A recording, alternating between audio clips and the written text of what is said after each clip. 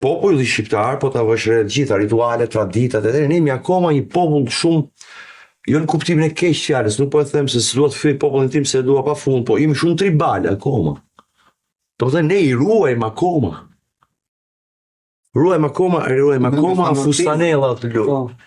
Ne nuk asimilohemi kaq kollaj, kanë provuar perandorit mëdha të asimilojnë popullin shqiptar dhe kanë qenë pikërisht këto gjëra, gjua dhe traditat që na kanë ruajtur, shumë kombe, shumë raca, shumë etni janë asimiluar, ne kjo gjë na ka mbajtur fort.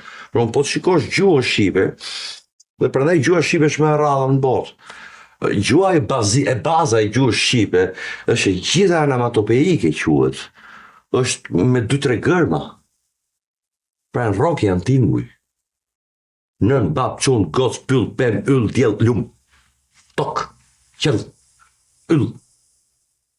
Shumë, nëse italianët thonë, po marr një shembull që është fare evident, nëse italianët thonë coltello, që është një fjalë e përpunuar, në shekuj evolojnë gjuhët, si njeriu evolojnë, ne kemi thik.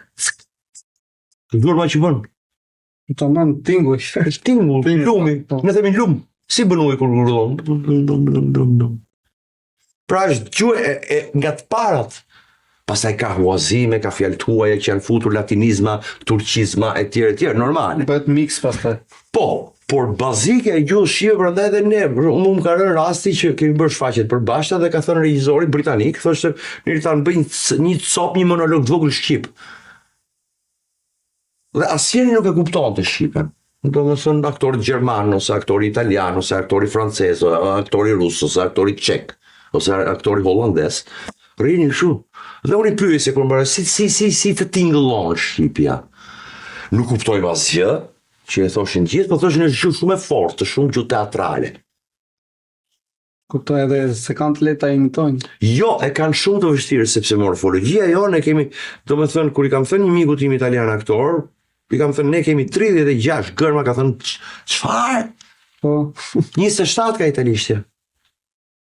Edhe i flisja për bashkëtingëllore, që kemi ne gjë, l, zh, g, v, gjë, gër.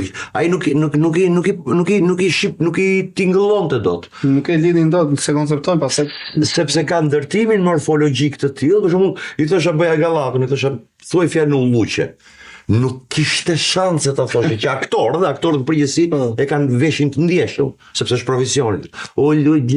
Se thoshte dot. Kurse ne e kemi të mbushur me bashkëtingëllore.